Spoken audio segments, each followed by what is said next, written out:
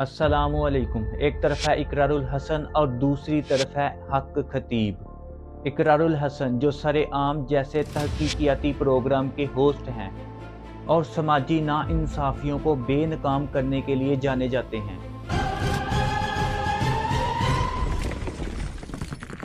बिस्मिल्लाहिर्रहमानिर्रहीम, अस्सलामु अलैकुम। दूसरी जानिब हक खतीब जो एक रूहानी रहनुमा हैं और जिनकी बड़ी तादाद में फॉलोअर्स हैं, जो दम दरूद के ज़रिए से लोगों का इलाज करते हैं और कई करामात दिखाने के लिए मशहूर हैं।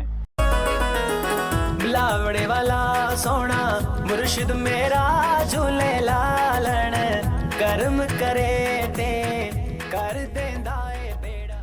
अलबत्ता इनके तरीकों में कई तनाज़े मौजूद हैं, जिनमें जादू वगैरह जैसे अल्ज़ामात भी शामिल हैं। इकरारुल हसन और कई दूसरे रिपोर्टर्स का मानना है कि हक खतीब एक फ्रॉड है जो लोगों को बेवकूफ़ बनाता है और लोगों से पैसा लूटता है। इसी सिलसिले में मार्च 2024 में इकरारुल हसन हक खतीब की रहायशगाह में जाते हैं ताकि इन इल्ज़ामात की तस्दीक की जा सके, जहां पर सिक्योरिटी के सख्त इंतजामात मौजूद थे और बड़ी तादाद में हजूम भी मौजूद था।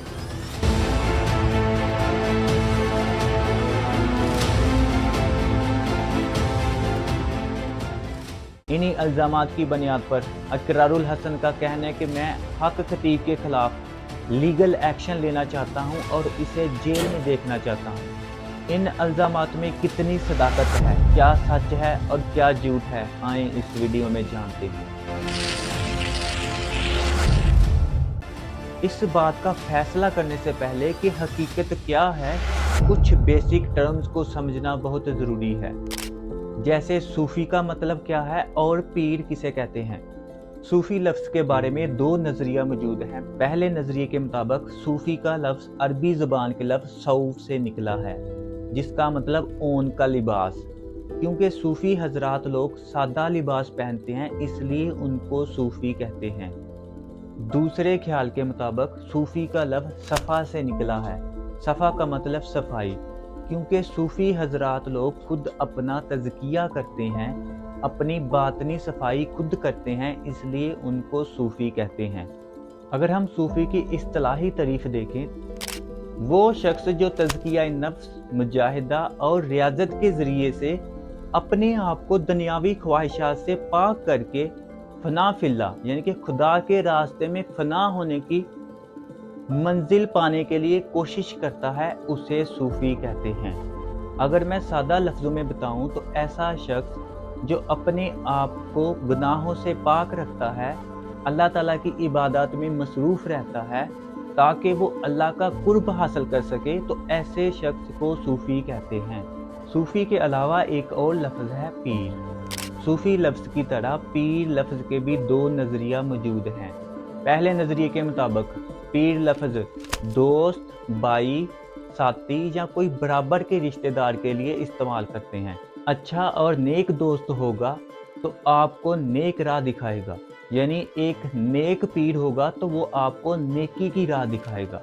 आप सल्लल्लाहु अलैहि वसल्लम का फरमान है, इस्लाम नेक साथियों को मुंतखब करने पर जोर देता है जो आपके ईमान को मुस्बत तौर पर मुतासर करेंगे। मिसाल के तौर पर हज़रत अबू बकर सदीक रज़ी अल्लाह ताला अन्हा के दोस्त हज़रत उमर रज़ी अल्लाह ताला अन्हा थे। जब हज़रत अबू बकर सदीक खलीफा थे तो आप हज़रत उमर से मशवरा लिया करते थे, जैसे कुरान पाक को इकट्ठा करने का मशवरा भी हज़रत उमर फ़ारूक रज़ी अल्लाह ताला अन्हा ने दिया था। इसी तरह सोसाइटी में भी ऐसा ही होता है। अगर नेक दोस्त होगा तो वो आपको नेक राह दिखाएगा और अगर बुरा दोस्त होगा तो वो आपको बुरे रास्ते पर लेके जाएगा। दूसरे नज़रिए के मुताबिक पीर का लफ्ज़ मोहतरम और बुजुर्गों के लिए इस्तेमाल किया जाता है। इस्तिलाही मतलब में पीर का लफ्ज़ किसी ऐसे शख्स के लिए इस्तेमाल किया जाता है जो अपने इल्म, हिकमत और तकवा की वजह से आम लोगों में एहतराम और इज्जत रखता हो, उसे पीर कहते हैं। अगर आप किसी को पीर या सूफ़ी मानते हैं तो अगर उसमें ये खसूसियत मौजूद हैं तो वो पीर कहलाने के काबिल है। अगर उसमें इल्म, तकवा और हिकमत जैसी बातें मौजूद नहीं हैं तो उसे आप ना सूफ़ी कह सकते हैं और ना ही पीर कह सकते हैं। अब कुछ ऐसे लोगों की बात करते हैं जो वाकई में सूफी थे। जलालुद्दीन रूमी रहमतुल्लाह अलैह को तकरीबन हर कोई जानता है। आपकी मशहूर किताब मसनवी है जो अल्लाह और बंदे के दरमियान रिश्ते को मजबूत करती है। दूसरे मशहूर सूफी इब्ने अरबी हैं। आपने 500 से ज़्यादा किताबें लिखी हैं जो आम लोगों के लिए रहनुमाई का सबब हैं। अगर हम पाकिस्तान में बात करें तो हज़रत दाता गंज बख्श रहमतुल्लाह अलैह, जिनका मज़ार लाहौर में मौजूद है, जिनको हर कोई जानता है। आपकी मशहूर किताब का नाम कश्फुल महजूब है।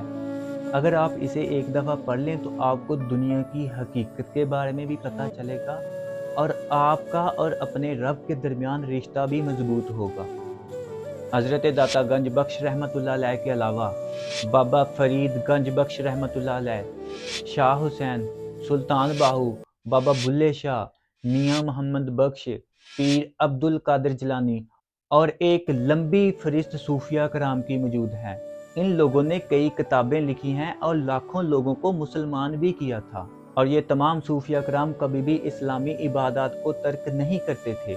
जैसे बाबा फरीद का शेर है, फरीदा बेनमाजा कुतिया ए न बली रीत, कभी चल न आया पंजे वक्त मसीत। अगर आप इस शेर की तशरीह देखें तो बाबा फरीद अपने आप को बुरा भला कहते हुए नमाज पढ़ने की तलकीन कर रहे हैं और सबको कह रहे हैं कि 5 वक्त की नमाज बाजमात पढ़ना फर्ज है।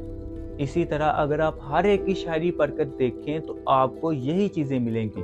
अगर हम मौजूदा पीरों और सूफिया की बात करें तो उनमें उन जैसी एक भी खसूसियत मौजूद नहीं है। अगर तो इन लोगों में इल्म, तकवा, हिकमत जैसी बातें मौजूद हैं तो ये पीर कहलाने के काबिल हैं। अगर इनमें ये सब मौजूद नहीं है तो ये पीर और सूफी कहलाने के काबिल भी नहीं है। ये झूठी करामात आज नहीं बल्कि कई सालों से मौजूद हैं। जब हिंदुस्तान पर मुगलों की हुकूमत थी तो तब ये करामात अरूज पर थी।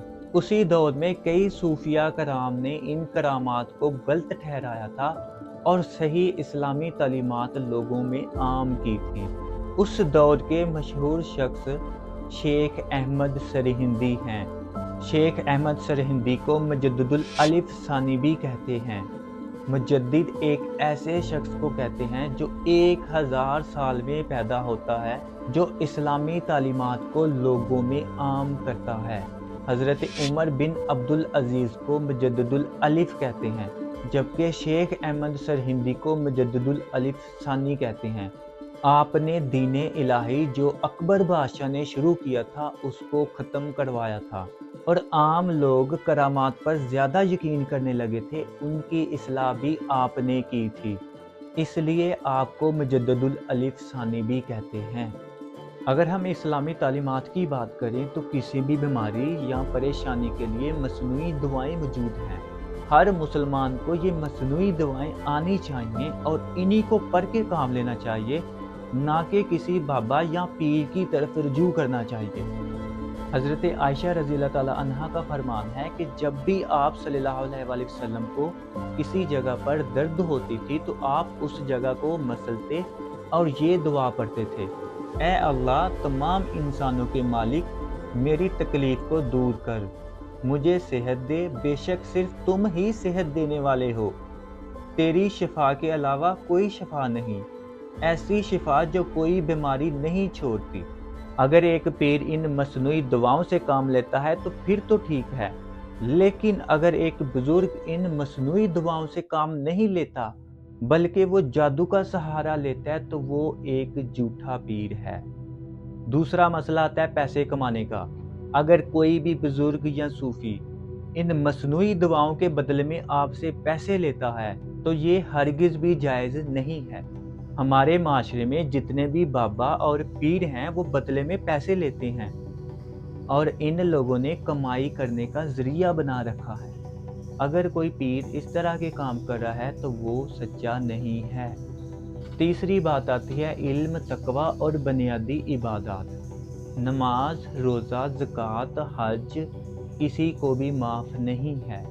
नमाज किसी भी हालत में माफ़ नहीं है। हाँ, कुछ शर्तों पर क़ज़ा की जा सकती है लेकिन माफ़ बिल्कुल भी नहीं है।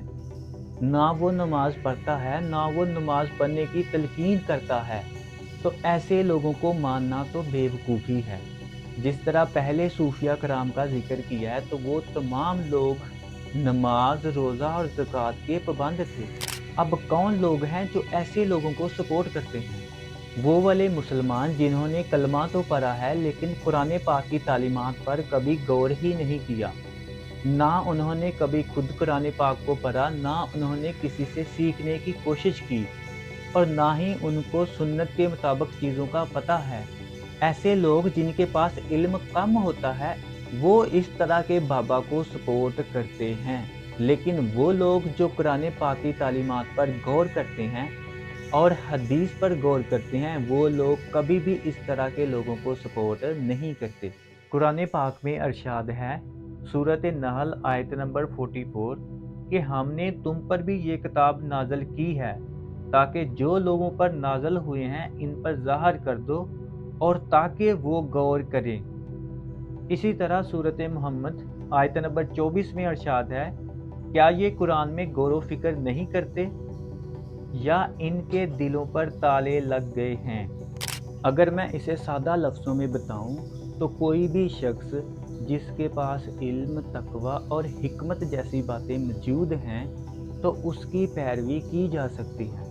लेकिन अगर कोई भी पीर या सूफी इन बातों का पाबंद ना हो तो उसकी पैरवी नहीं करनी चाहिए। अगर आपको इतनी बात समझ आ गई है तो किसी सच और झूठ में फ़र्क करना बहुत आसान है।